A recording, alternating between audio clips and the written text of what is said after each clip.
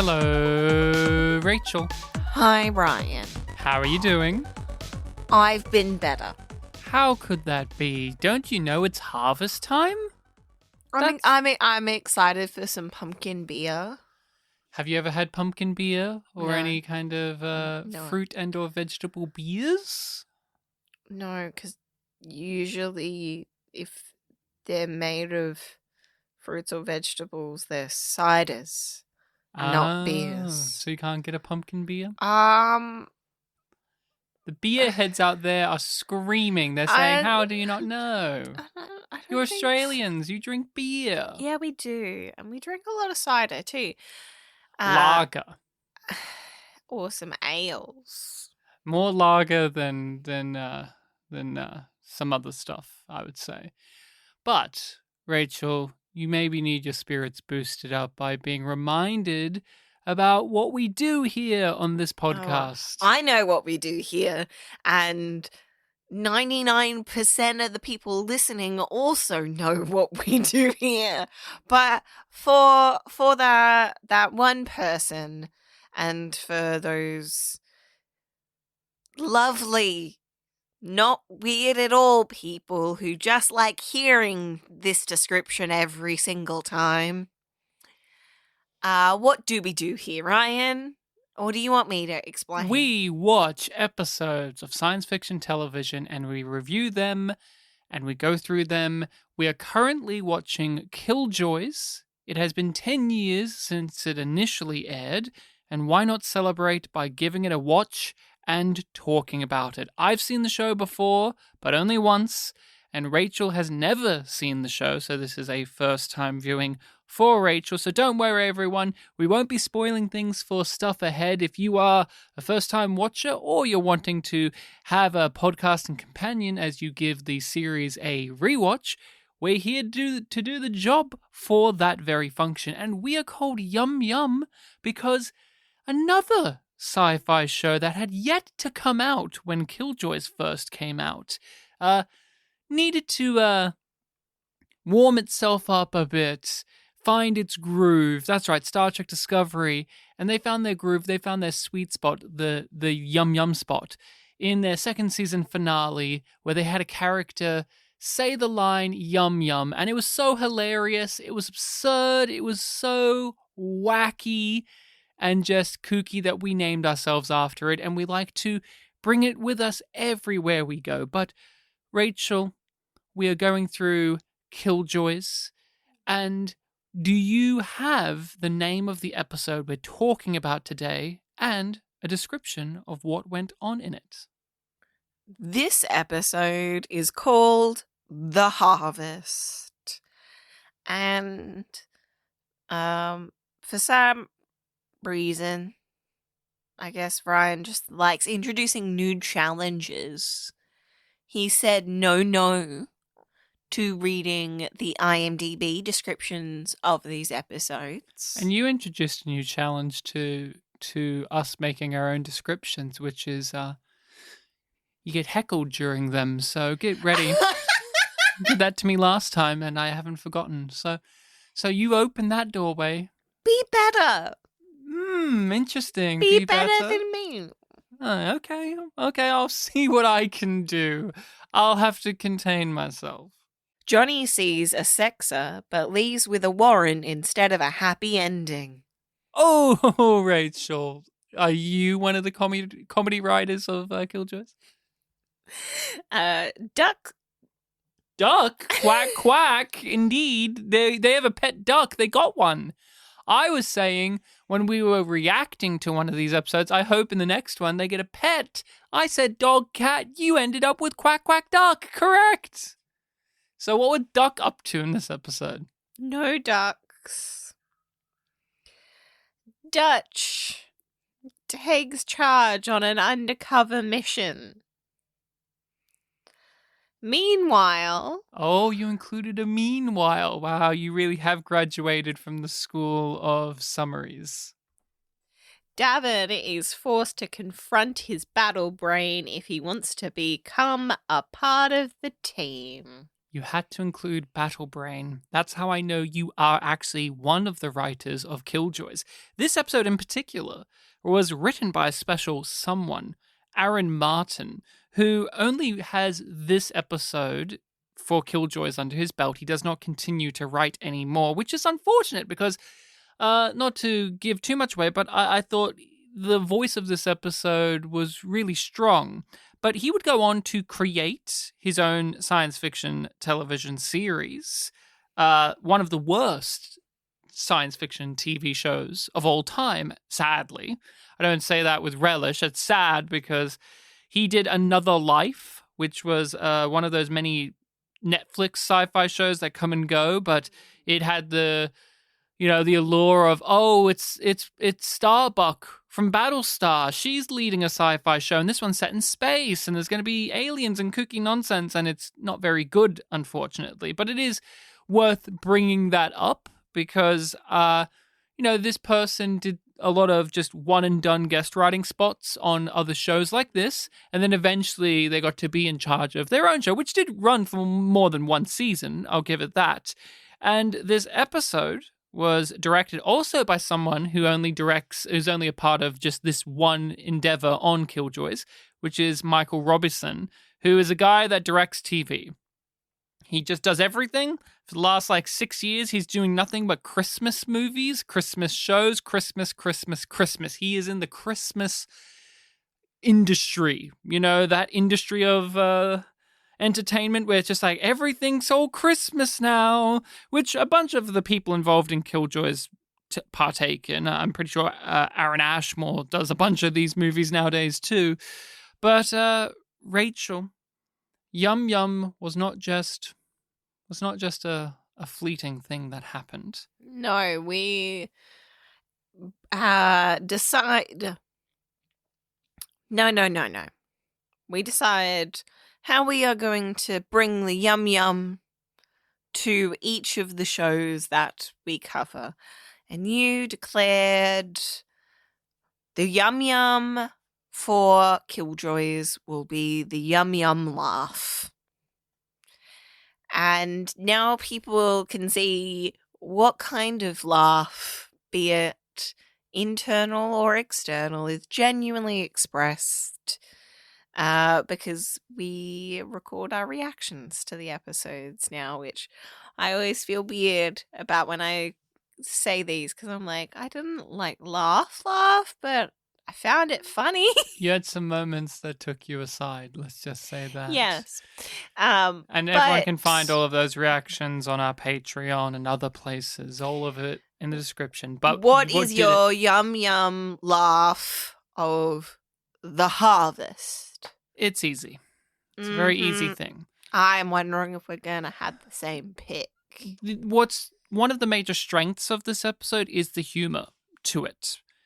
This one brings that comedic edge that this series promised in its first episode. That's why the Yum Yum laugh exists, because when we talk about some other contemporary sci-fi of this time, or even one that's currently going, some of these shows are so po-faced and dry and don't have any humor. And then some of them inject humor randomly, that kind of Whedon-esque, Marvel-esque type stuff where it just doesn't feel of a piece. But Killjoys, it's a part of the DNA that they're just going to be quipping and having a silly good time whilst also doing drama.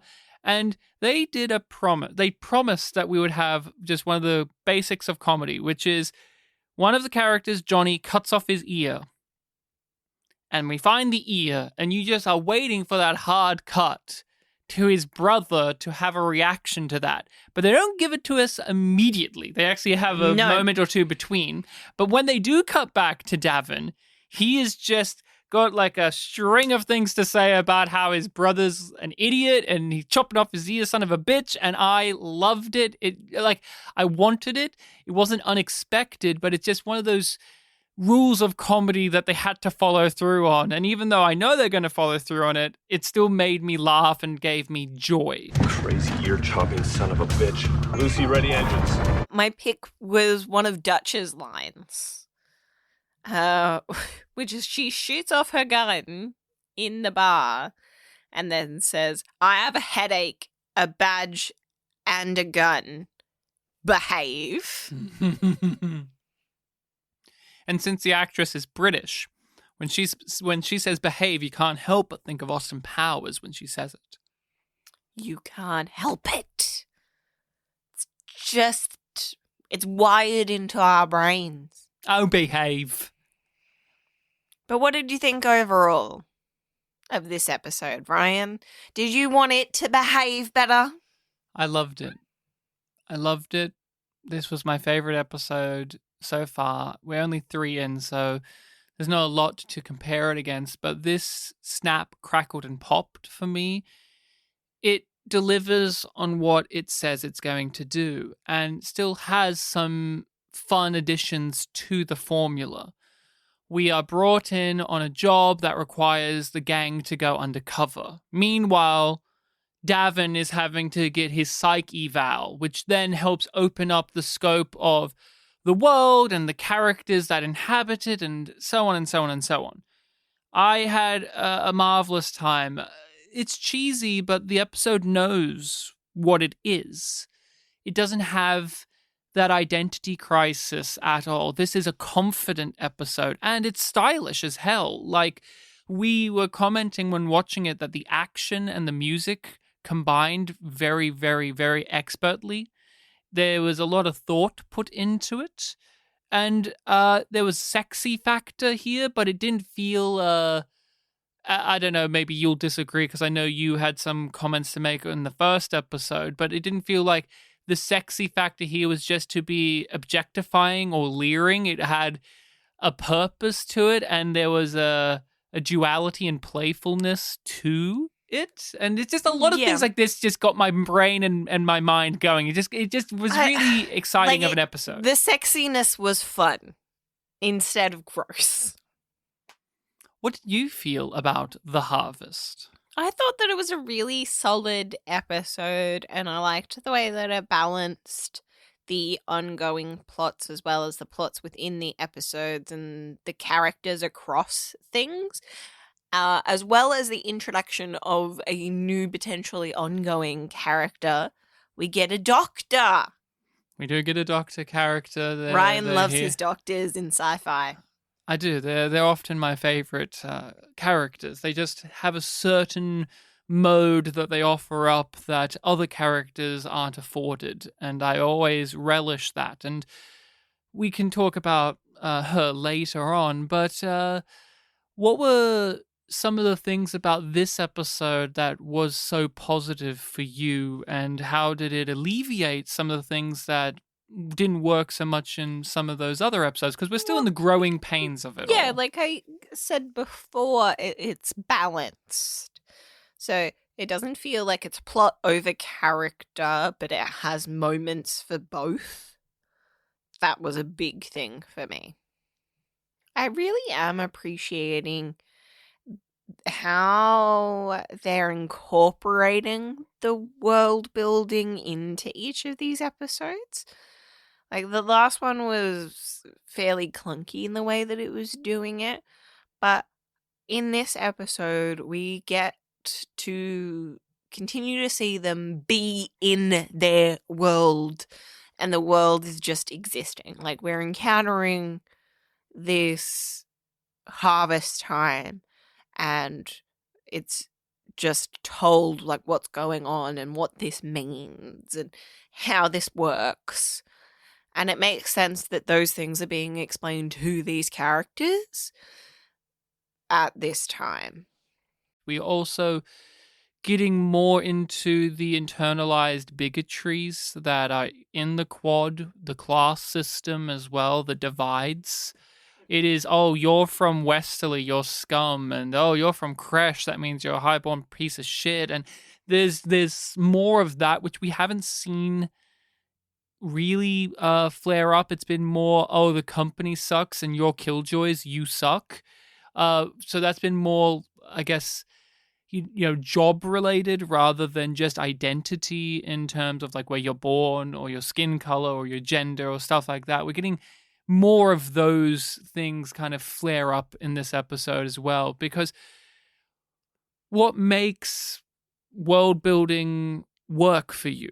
Like, what is the methods that make it successful? And I think for me in this series, it is they keep broadening out, but without losing focus or stretching themselves too thin of the woes and the problems that litter this sci-fi future where we're in space and we're on all of these planets, but there's still inequality, injustice, and bigotry here. But it isn't just simplified down to just two or three things. They keep finding new ways of expanding upon it. I am really appreciating that it is... It's in that grey, but still leaning towards dystopian. But it isn't full, like, apocalyptic or post-apocalyptic. Like, it's a dire situation for lots of people. And we're getting to understand that more and more by seeing people in these different positions within society. And that is continuing to be fleshed out. Like, we have the Killjoys and the understanding that they earn bank, but they're not respected and they're not part of a community. By design, they have no loyalties to anyone but themselves. Yes. They're nobody's citizen. And now in this episode, like, that's firmly been established. Now we're getting an idea of the place of doctors, as well as the harvesters. Workers. And the aristocrats and the business people. The business of the world. The business of it. And the power of trade and how the haves and have-nots interact in this world, and how money controls everything. That's what I'm getting. Like, if you have money, you're untouchable. Well, yeah, I see that. If you have enough money, you can pay your way out of anything. The haves and have-nots aspect of it, too, is a lot more palatable to me than it can be otherwise, because we keep seeing that even though the have-nots are obviously sympathetic, we see sides of them that are unpleasant, that are ugly. But this episode did a really masterful job of making them understandable and sympathetic, but still showing the horrors of what they're willing to do to survive. Because we are on a farm that's basically a plantation. And these people are indentured servants. They have a contract, but they're basically slaves. They're a similar situation to what Davin was in with the fighting in the first episode. Where it's like, yeah, there's a way of getting out of here, but you don't actually, because it will bite you in the ass. So you are stuck in the system. But we get to meet these people, or know some of them. And there's a sympathetic quality, but their sense of freedom is to become their own little faction that creates drugs and sells them. And you find out within the episode that they're not free. They're just working for the plantation owner, doing a side hustle that allows them some freedoms. Yep. And more money? Maybe? Yeah. And it's like, oh, so it's not a clean case of, oh, well, these little oppressed people have found their freedom and Johnny joins up with them and he falls in love and he helps get them off the planet. No, it's messy.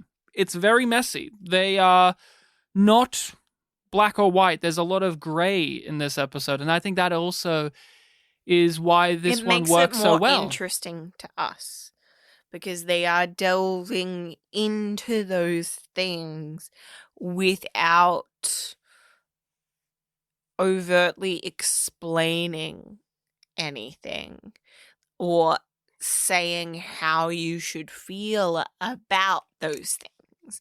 It's not like indentured servitude is bad and wags its finger. It's expressing an opinion without throwing it at you and in your face. Looks clean. No workers AWOL for 6 seasons. But a whole lot of farm accidents and work-related deaths. Yeah, probably self-inflicted. I'd kill myself if I had to farm all day. This is a caper episode. This is, we're going undercover. We're going to have some fun. We're going to shoot our guns. We're going to pretend to be different people. One of us is going to have the high-end undercover part of the job. The other one's going to have the low-end undercover part of the job. And we're going to do, not an Ocean's 11 per se, but we're going to just have a time where we dress up. It's a romp. It's a romp. It's a caper. It's a romp. It's a bit of fun, but it's got these layers of depth to it still. And it doesn't feel like the lightness is cheapening the darkness. And because one of them is undercover as a farmer, Johnny, gets to be the one that humanizes the people there. It's no longer just a job. He is one of them. He still understands what he has to do, but he's willing to go off book, go off the plan. He becomes compromised, so to say, because he gets involved. While Dutch, she's having to play the detached society lady. Mm-hmm. And it's like, it's interesting to see the challenge that the guy puts forth of like, people have tried to swindle me, but you can't fake taste. And because of her training, she's able to do it. And I really appreciated that moment because it made it matter that Dutch got picked herself for that job. Because Johnny has a line about how like it never works out well for him when they go undercover. And you get the feeling that it's often this way. Like Johnny gets the shit jobs. Yeah. The shit end of the stick. That's how we opened the show. Yep. He was literally getting tortured. That's so that she can come in and be the badass. Yeah. He was the distraction. Uh-huh. And he's used to that, but also slightly resentful of it. But he knows that it works. Otherwise, he would challenge it more. You get that sense of like, I'm not going to like it, but I'll do it and you'll probably be right. But that resentment does factor in, not only because of what's going on with his brother Davin, but we see it bubble up because he almost fucks everything up because he wants to be the hero. Yes. In this episode. He wants to be the hero. And that is a him at the moment thing. Mm-hmm. You do get the feeling that before Davin was there, he wouldn't have gotten as fed up as quickly. Yeah. Like those traits were still there, but he would have had more trust and more patience with Dutch and trusting the process. But she's also, it's not only just again, this is what makes the episode feel alive and also a part of an ongoing narrative while feeling self-contained, because this is about Johnny's insecurity. This episode is a lot about like Johnny's feeling insecure, and we go through an arc that is beginning to end in this, and whether it comes back up again, who knows? But in this episode, you can walk away satisfied with it, but it's still a part of a bigger piece because he's also upset with Dutch because she's hiding things.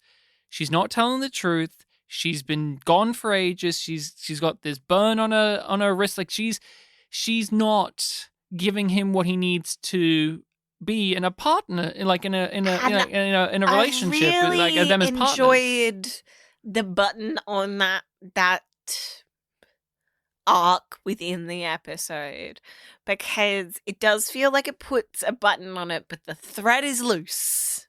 Because she isn't done with what she's doing.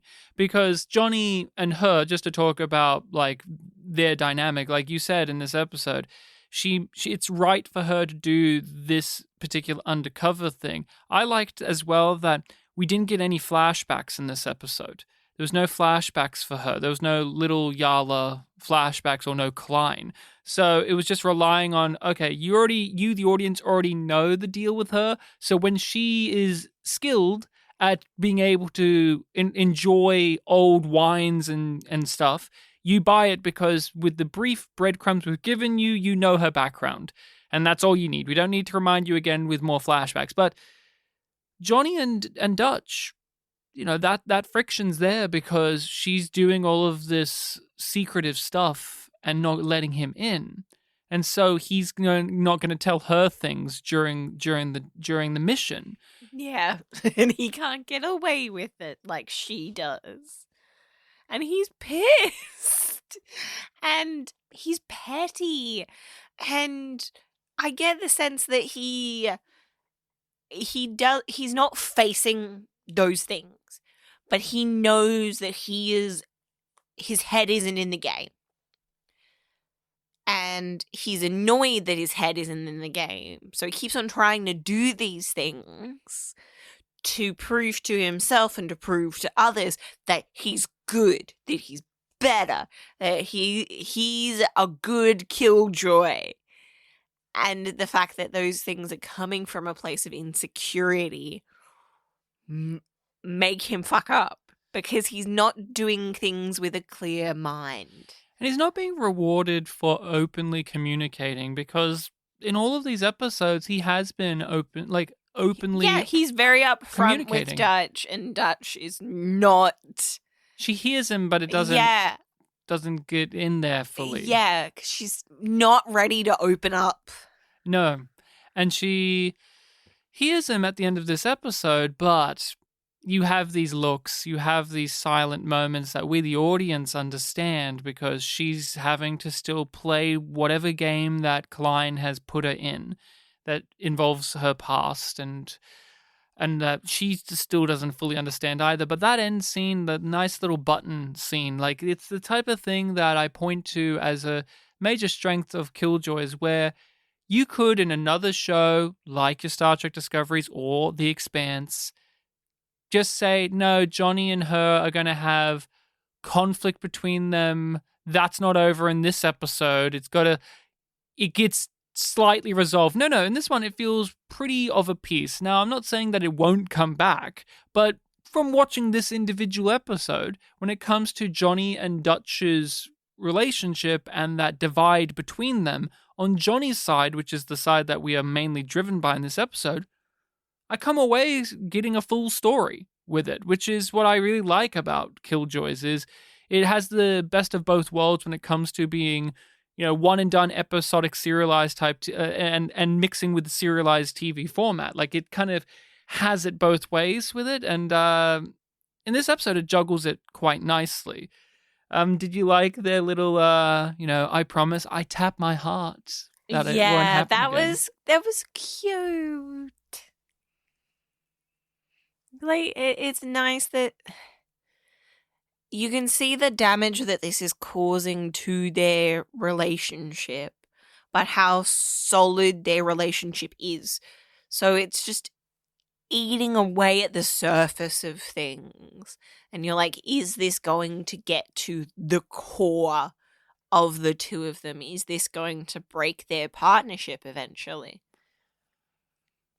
I don't know if this leapt out at you as it did me, but one of the elements that made this episode feel very confident was so much of the underlying stuff of the characters was communicated through show don't tell. For instance, we know that Dutch is a badass. We know that she is playing multiple roles. This episode is about her acting. She's having to act as this society lady. But there was a moment when she's having the sex scene with the guy and she knocks him out. Yeah. Just the physicality changes. Have you ever done a crushy double-hander? Yeah. And then she did the Ivanova thing from Babylon 5 and asked about his portfolio. Like, it really reminded me of that. But you just couldn't handle it.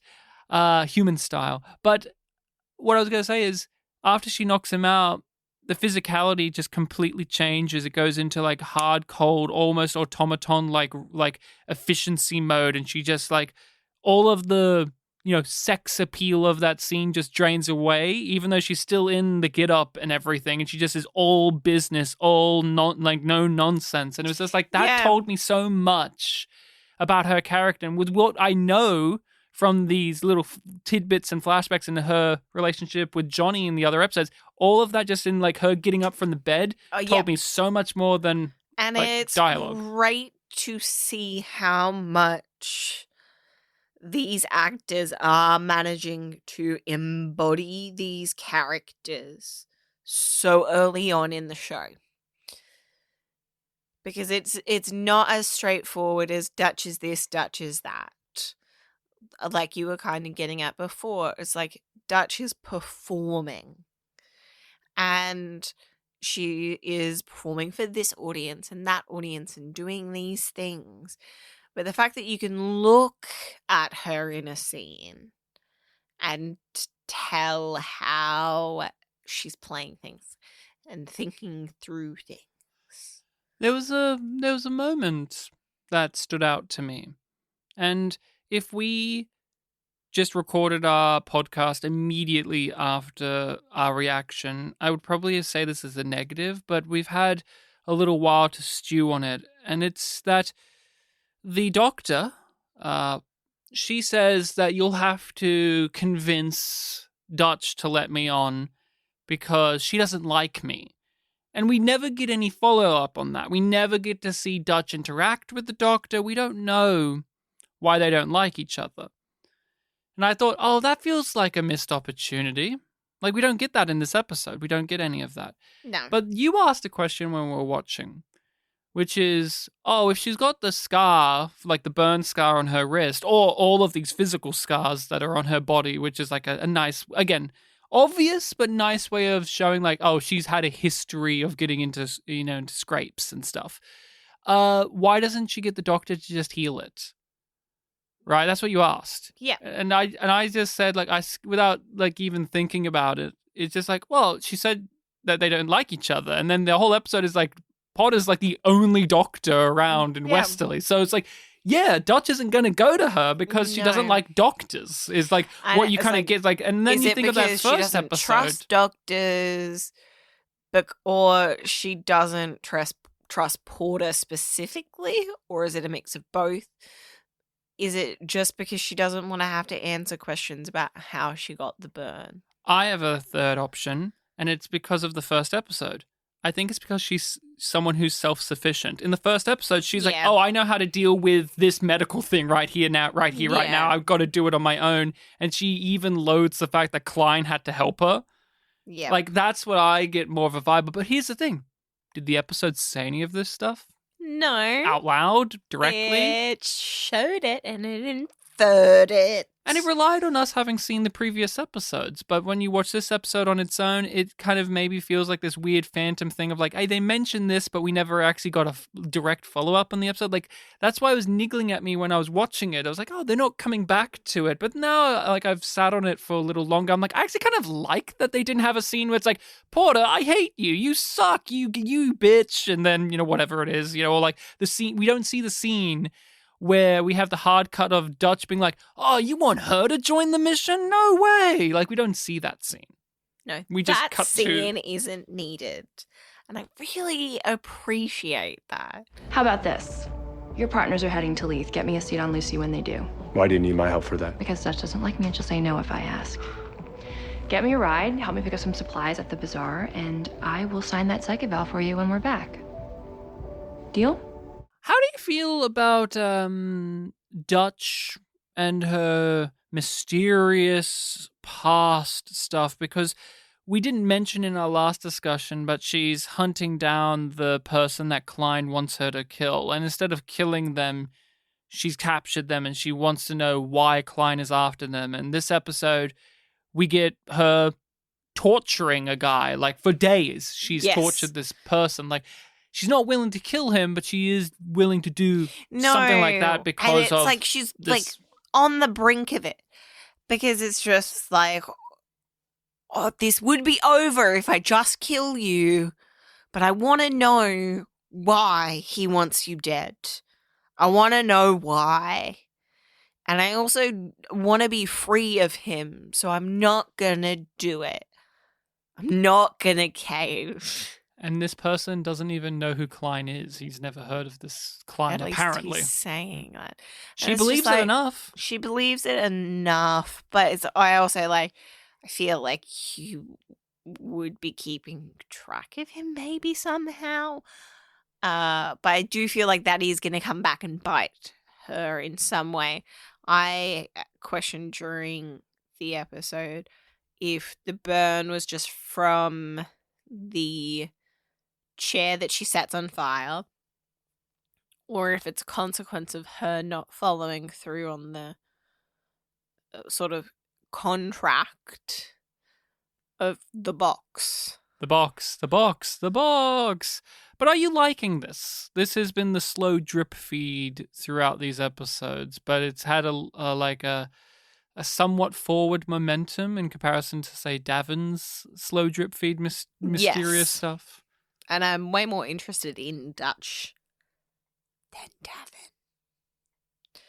Like, him being like, okay, I'll go to therapy is meh to me. Like, I enjoy his dynamic with Porter. And hopefully we get to see more of that. But I'm also like, what the fuck does therapy look like in this world? Specifically, what does it look like with her? We got a taste of it in this episode, and it's pretty fucked up. Yeah. I love it. I don't mind Davin in this episode for two primary reasons.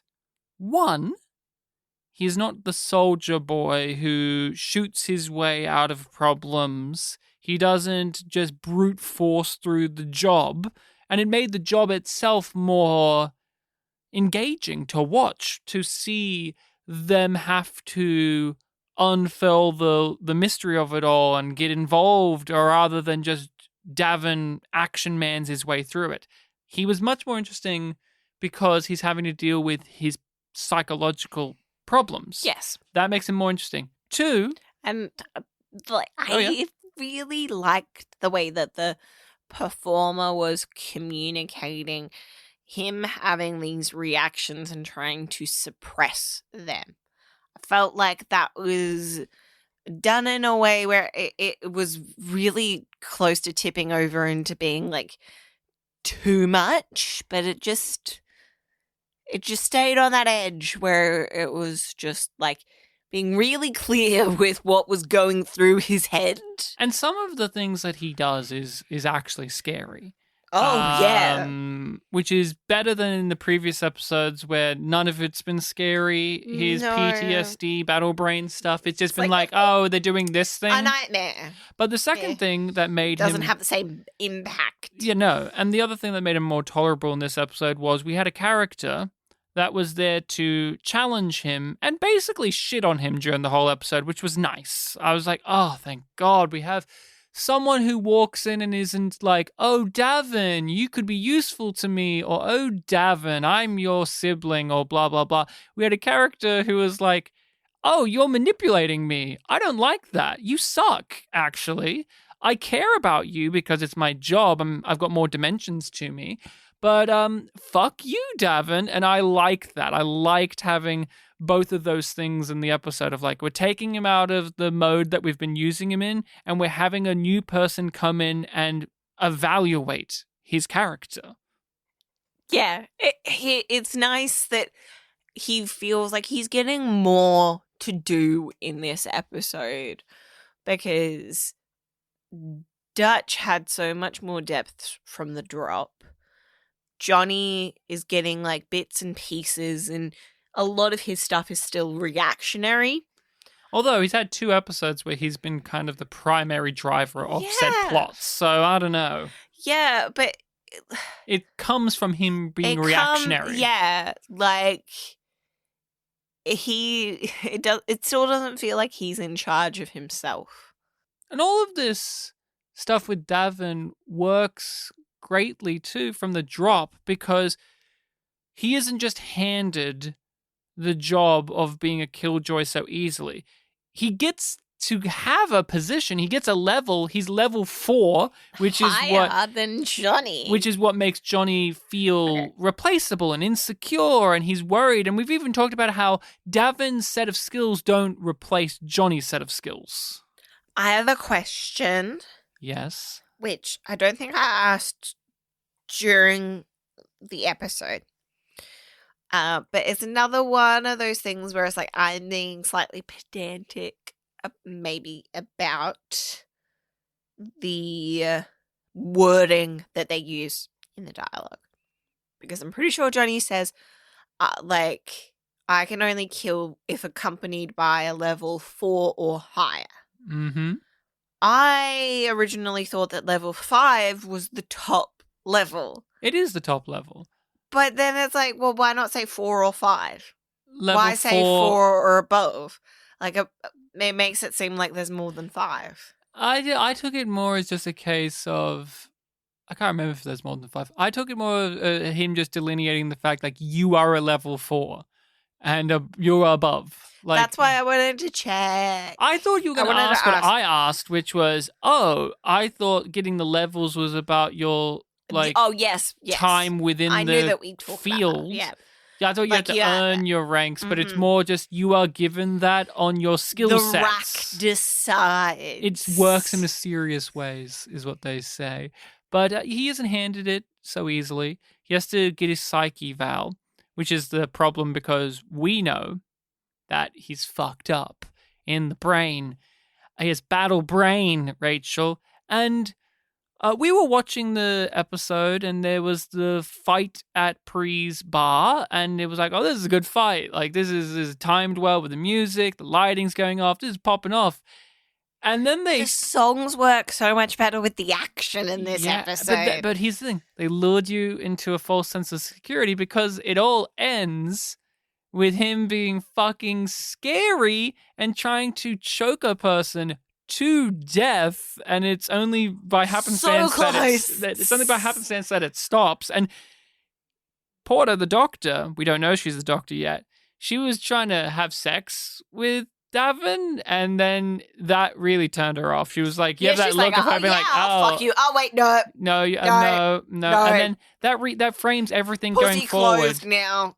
Where he's like, oh, I can get my psyche eval from you because you're the morally questionable doctor. But the whole episode, she isn't showing it, but we are in our mind going, well, no, she saw how fucked up you are from the very beginning.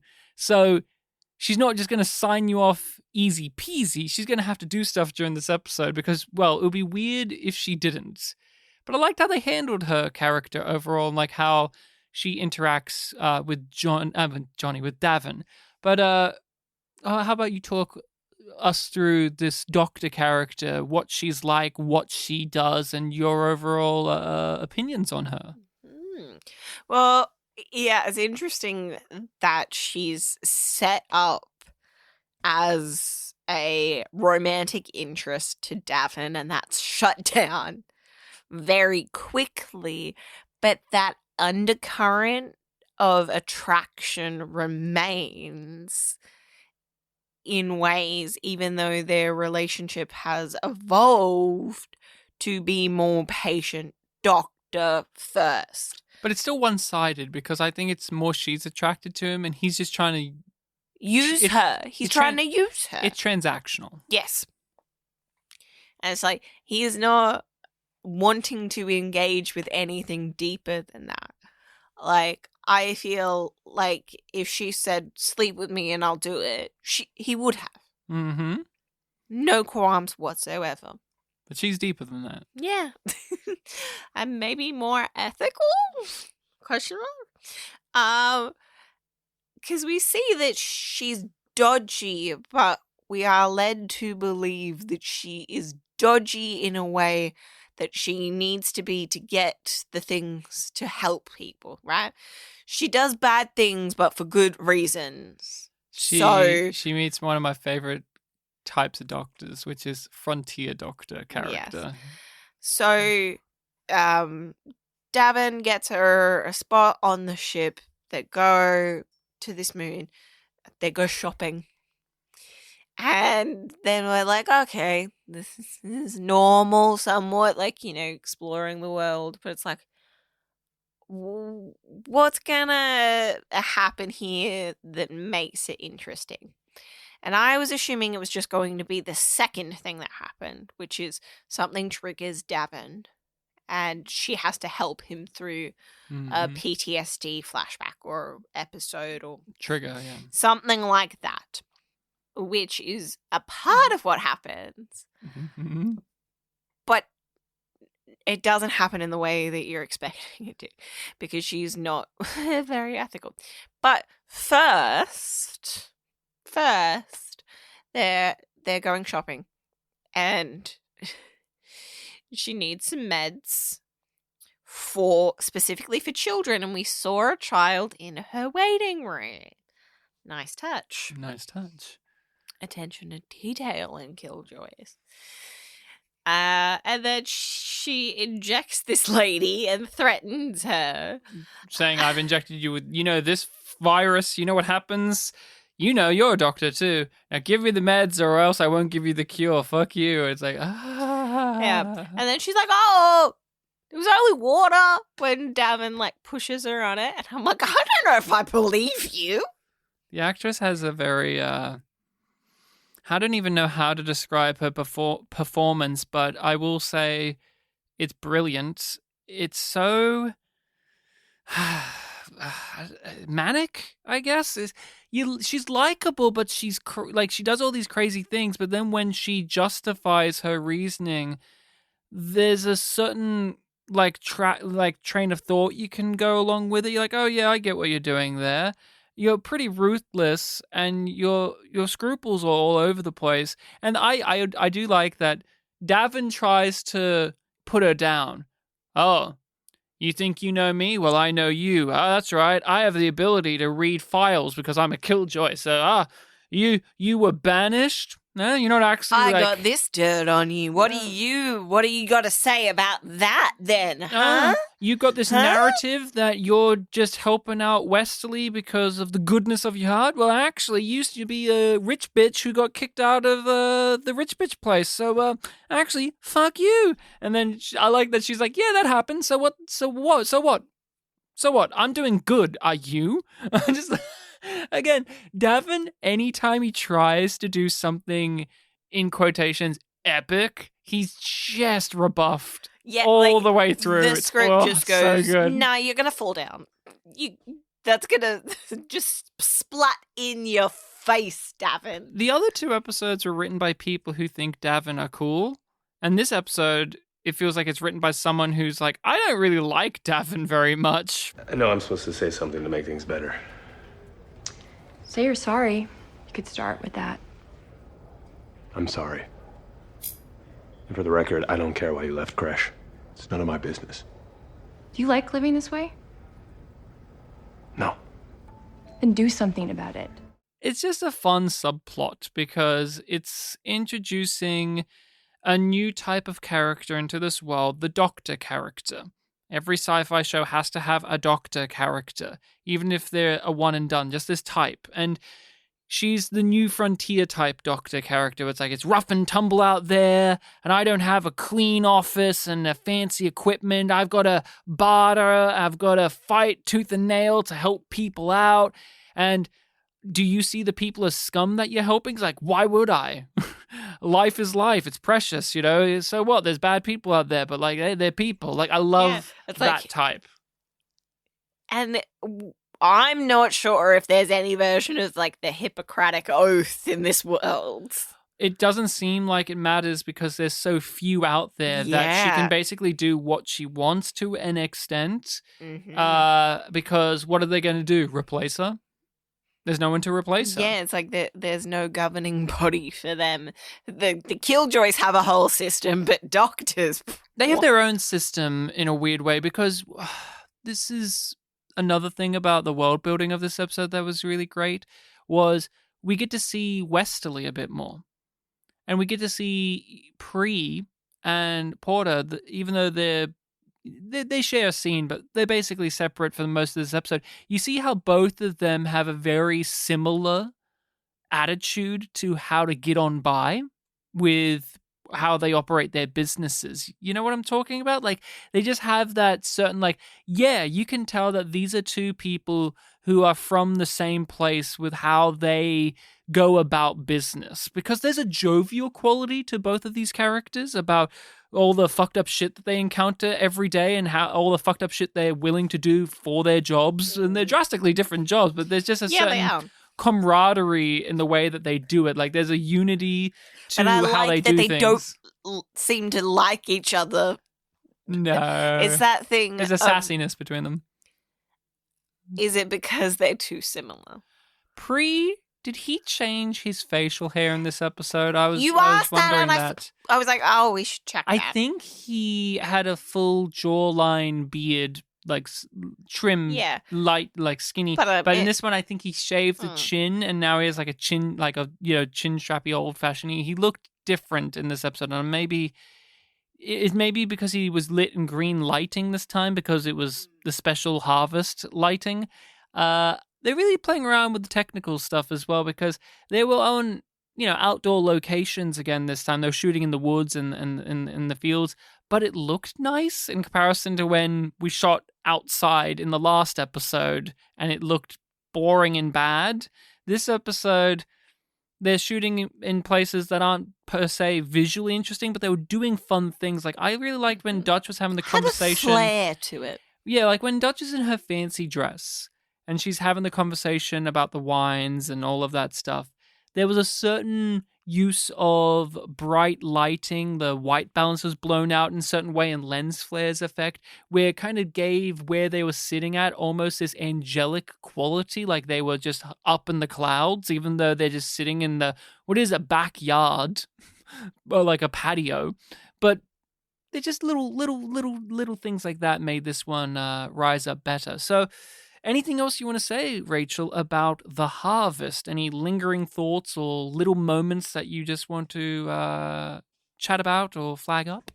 I know we've mentioned it in previous episodes, but I enjoy the way that they're playing around with language in this. Like, I know that I was like picking on specific word choices, but the slang and swear words kind of stuff I'm enjoying. Like, just the phrase jackhole. Jack's also drugs. Yeah. You gotta love it. No, I like the mixture of sci-fi-ification, but also actual normal words. Yeah, like, and it feels like swear it's words are used. Like, normal swear words are used in the show. An evolution of modern language. So there's stuff that's still there, but word meanings have changed and adapted and been co-opted.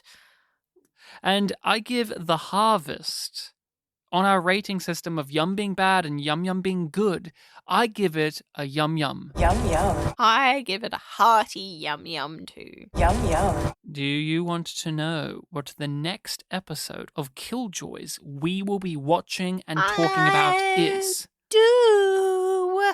The next episode is a one-word title. Ooh. Episode 4 of season 1 is called Vessel. Any thoughts?